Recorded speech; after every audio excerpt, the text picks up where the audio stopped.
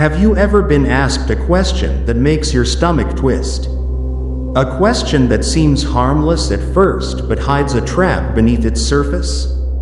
Today, we're going to explore the deep, dark, and unfiltered world of psychological manipulation, the kind used by those who twist reality for their gain. But don't worry, we'll also arm you with the timeless wisdom of the Stoics, who knew exactly how to see through deception and remain unbreakable, even when the shadows of manipulation surround you. Let's start with a classic. Why are you so sensitive? On the surface, it might seem like curiosity or concern, but in reality, it's a gaslight grenade disguised as a question. What the manipulator really means is, I want to cross your boundaries, and I need you to feel ashamed for noticing. Seneca reminded us that we often suffer more in our imagination than in reality.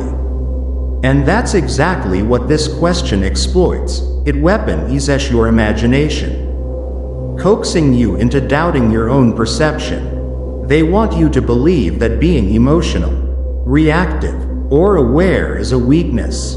Here's the truth. Sensitivity is not a flaw. It's awareness. The person who feels deeply is often the one who notices cracks before everything shatters. Marcus Aurelius wrote in his journal, "If someone can prove me wrong and show me my mistake, I will gladly change, for it is the truth I seek." So ask yourself, is the person questioning you genuinely helping you grow? Or are they merely trying to make you doubt your senses? Next time someone throws, "Why are you so sensitive?" at you, respond calmly, "I'm not being sensitive, I'm being observant." Are you uncomfortable with that? Watch carefully. How quickly the mask slips can tell you more than words ever could. Now consider another trap. You trust me, right? Innocent sounding, isn't it? But hidden inside is a subtle threat. Anyone who demands trust instead of earning it is already asking you to ignore your logic, silence your instincts, and hand over control simply because they say so. A trustworthy person shows you truth. A liar asks for blind faith. Epictetus taught, "It is impossible for a man to learn what he thinks he already knows." This question, "You trust me, right?" is designed to shut down your curiosity and make you feel guilty for staying cautious. The more questions you ask, the faster their lies begin to unravel. Instead of rushing into blind trust, apply the Stoic principle of apatheia, calm, detached awareness. Don't react impulsively. Observe carefully. If someone throws this line at you, slow down, take a deep breath, and respond thoughtfully. Trust is built through consistency. Are you asking me to ignore my own judgment? Pay attention to what happens next. A liar rarely has a real answer. They might change the subject, become defensive, or even get angry. Let them. Your strength lies in your composure. Next, consider another classic. Are you accusing me of something? This is a masterful deflection. The manipulator flips the script, turning your curiosity into aggression. Suddenly, you're the one on the defensive, explaining yourself, apologizing. For what exactly? For thinking critically? This question is designed to trigger panic, pushing you to react without control. The first step toward wisdom is knowing when to remain silent. Silence does not mean surrender, it is a precise choice. This question does not deserve a simple yes or no. It deserves stillness. When confronted with, "Are you accusing me?" stay firm and maintain eye contact. Pause for 2 or 3 seconds. Then calmly ask, "Should I be?" Most of the time, liars will stumble. They expect panic, not power. Now, let's examine the velvet-wrapped poison. Would I ever lie to you? This isn't a real question, it's a performance. They want you to imagine them as incapable of deception, above lying, pure, noble, and shocked that you would even doubt them. But stop and think. Why would anyone ask this unless they feared you were about to discover something?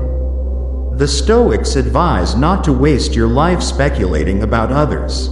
This question is misdirection. It invites speculation rather than observation. Don't answer it directly. Answer with a question of your own. The next time someone looks you in the eye and asks, "Would I ever lie to you?" Pause, then calmly respond. That's not the question. The question is, "Would I know if you did?" They won't expect it. Liars operate in fog, but you've just switched on the floodlight. You've reclaimed clarity, control, and power in the conversation. And this is just the beginning. There are still more subtle maneuvers that manipulators use, questions that sound ordinary but are designed to twist your perception even further. Let's uncover the next layer in the following section, picking up from where we left off. Now that you've turned on the floodlight and exposed the manipulator's fog, it's time to examine their final tactics. Number 5. Can't we just move on from this? On the surface, it seems innocent, a plea to end the conversation, but the translation is clear. I don't want to be held accountable. This is the liar's ultimate card. They rely on exhaustion and emotional fatigue. They want you to feel worn out from questioning, to give up, not because you've reached clarity, but simply because you're drained. The Stoics understood this tactic well. Marcus Aurelius wrote, "If it is not right, do not do it. If it is not true, do not say it." Liars hope you move on before the truth comes to light. But if you linger just a little longer, you start connecting the dots, and once that happens, the game is over. Refuse to be rushed. Truth has no deadline. Respond with quiet certainty. I will move on when I understand what happened.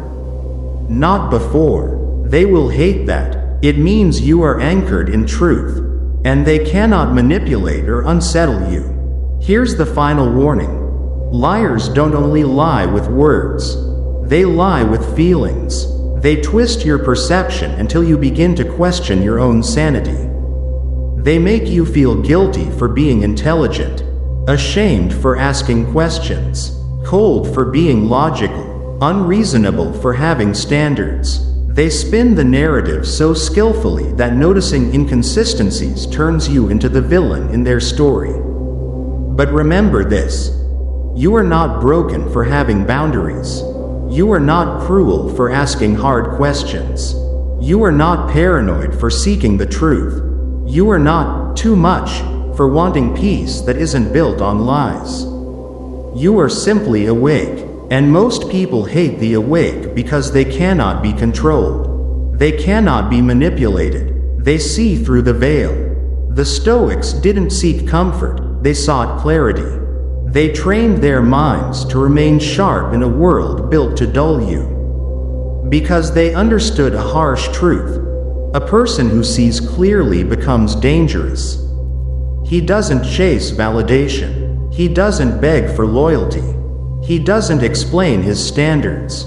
And he cannot be seduced by false flattery, fake humility, or manipulative innocence. After realizing that false flattery or manipulative innocence are nothing more than the final masks of a liar, it's time to close by fully recognizing the entire game. Remember these 5 red flag questions. Each one is like a calculated chess move designed to blind you. Each one is bait, wrapped in sugar. But now, you've seen the game. Now you understand the tactics.